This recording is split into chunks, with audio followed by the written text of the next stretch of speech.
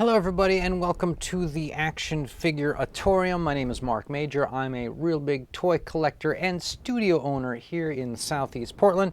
I'm also an old school sales and marketing guy, and of course I like to combine the sales marketing aspect with the toy collecting aspect, and I do quite a bit of toy marketing videos on this channel, including several marketing analysis of crowdfunds, not only Kickstarters, but I also will look at those HasLabs and those Mattels, which I will claim to you people, those are not really crowdfunds, those are marketing gimmicks, but I look at them either way. So today we're going to be looking at a Indiegogo. Yes, that's right, if Kickstarter is Coke, Indiegogo is Pepsi, so we're going to be looking at the Indiegogo of an action figure called Reignbow the Brute by Ethan Van Sciver, who is a comic book artist, worked for DC and Marvel for several years, and now has gone back to doing his kind of solo independent Cyberfrog comics. This is a comic that he's doing called Reignbow the Brute, which is a takeoff on a character from the 80s called Rainbow Bright. The idea is that he would take a girl's property and sort of transform it into a boy's property, and it's a pretty good gag. I like this gag a lot. I think it works really well, and I'd actually kind of like to see more stuff like this, to be perfectly honest. So I think this is going to be a fantastic episode today. Everybody strap on the leather and hold on tight.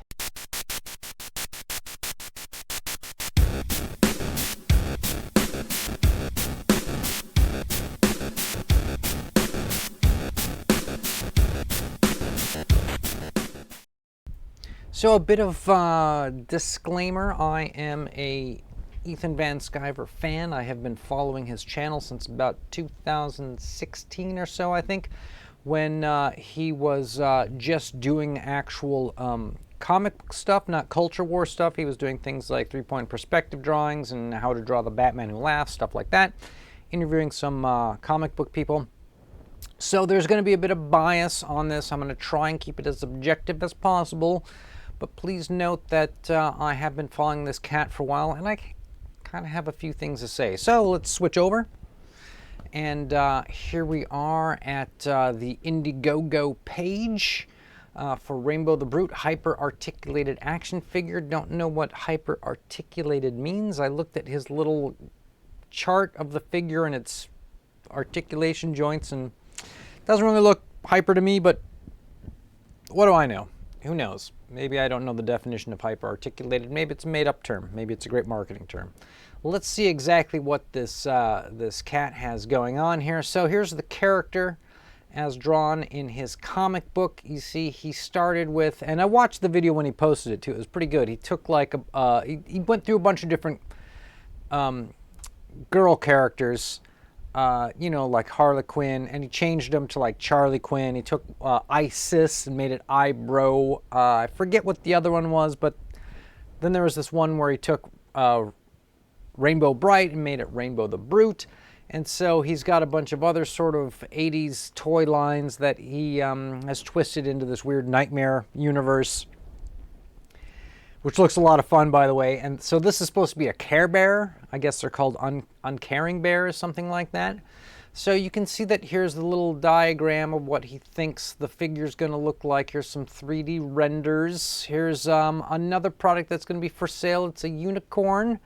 And you see that it's going to break into different parts, like you can hack it apart, that kind of thing.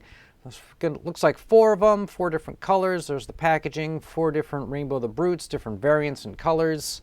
Some stretch goals are listed here, different points, 120,000, you get extra set of hands, 140,000, an extra head. There's a Gatling gun at 160,000 that looks kind of like a dick, I'm guessing.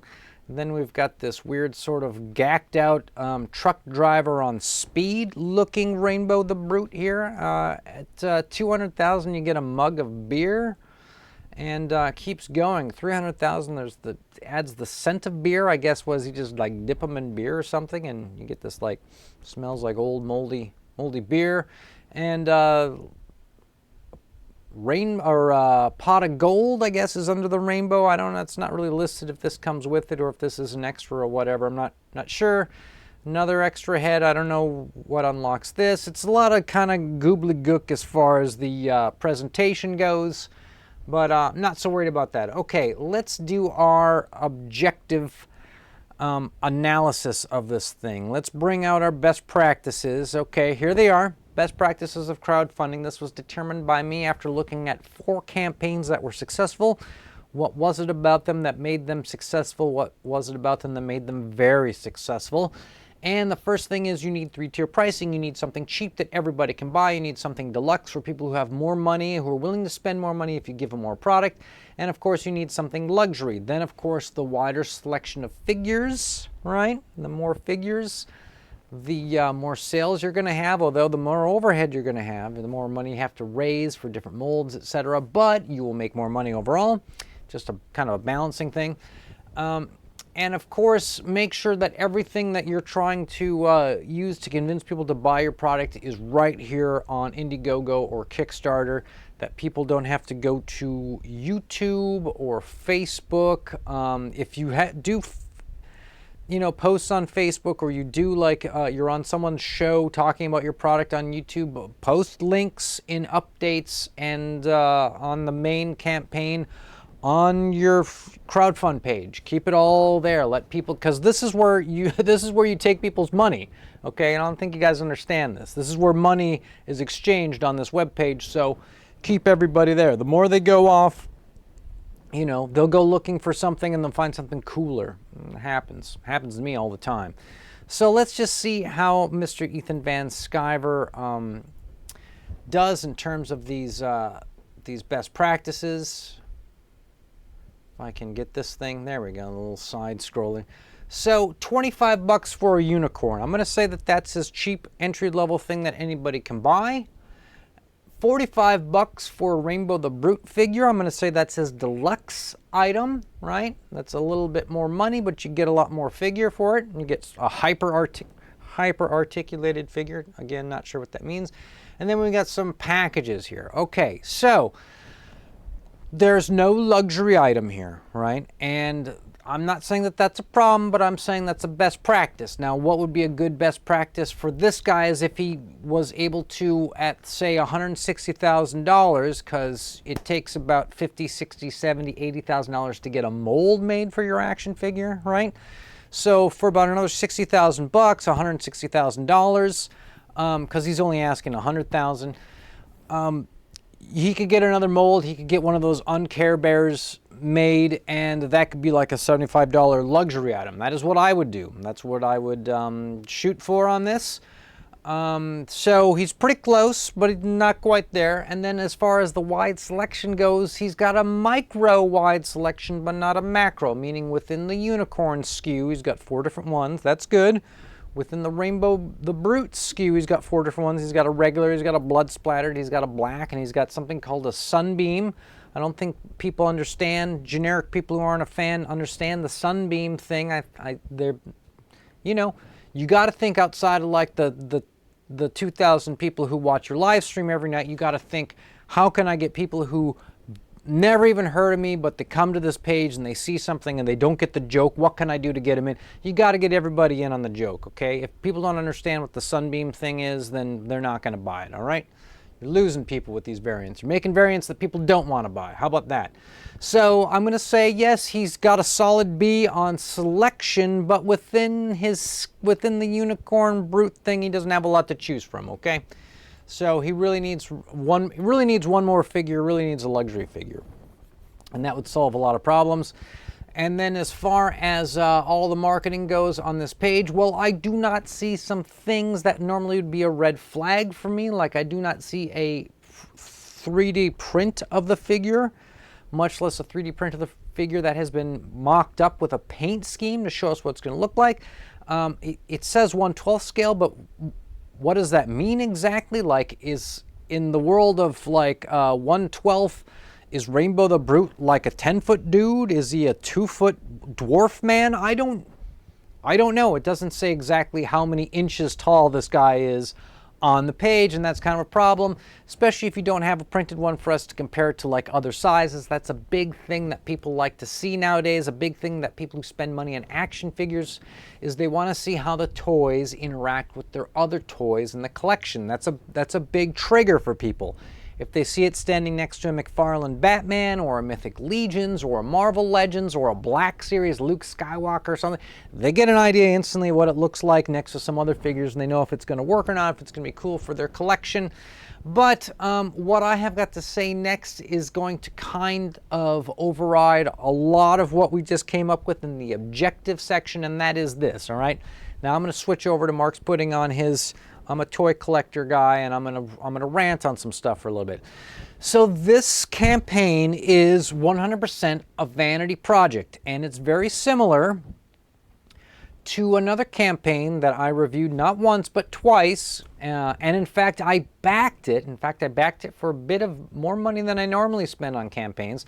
It's for a guy who has a YouTube channel called Mad Hatter Reviews, and he started a little toy company called Mad Hatter Toys. It's him and some other friends who are also YouTubers, right? And they came out with a character whose name is Flipor. He's a toy flipper. He's a guy who goes to Target or Walmart, buys toys, and then puts them on eBay and flips them, right?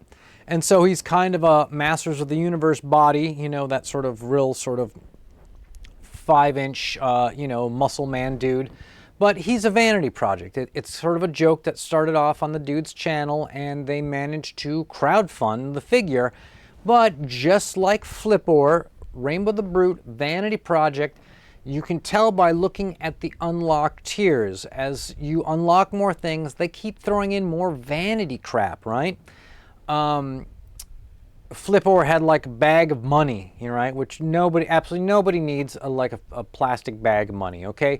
Same thing with the beer stein. Nobody needs the beer stein, but it's funny, it's part of the game. This is a vanity toy, that's a vanity item, that's a vanity unlock.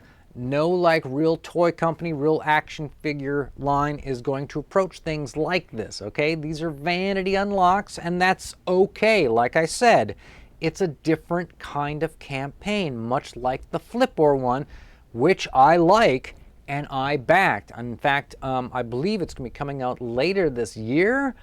If that's true, that's awesome. I think the Flipor character was amazing, and I like the Reignbow Brute character as well. However, be advised that this is not the thing that's going to hook action figure people. People who collect action figures, people who are really hardcore into things like the Marvel Legends and the Ninja Turtles and the Star Wars Black Series and Vintage Collection series, right? And the people who get NECA and the people who buy Mezco figures and the people who buy the Super 7 Ultimates, they do not care about this figure whatsoever, right? Because this guy doesn't offer them anything in terms of what action figure people are looking for. This is a vanity item and needs to be judged separately as a vanity item. Now, what I think this cat really should be doing, personally, is I think he should be licensing these characters out to a real toy company, and don't waste your time having your guy in New Jersey design some stuff for you. Let a team do it. Let them produce it. Let them handle the production of all this. That, in my opinion, is a best practice. Billy Tucci does this with a she, and Brian Pulido does this with Lady Death and also Lemurta, which, by the way, look, I made my own custom Lemurta figure out of a Fortnite action figure, and it looks better than both the loose collector one and the Fortnite figure. I've fixed both with this one figure, okay? Anyways, these cats, these giants of 90s comics, they don't make the toys themselves. They license the figures out to someone else, and they let somebody else handle it, and that's what I suggest. Now, I realize that Ethan Van Sciver wants to do it himself. It's what he enjoys, and you should do whatever it is you enjoy. If you enjoy working, getting the headaches of getting the figures, fine.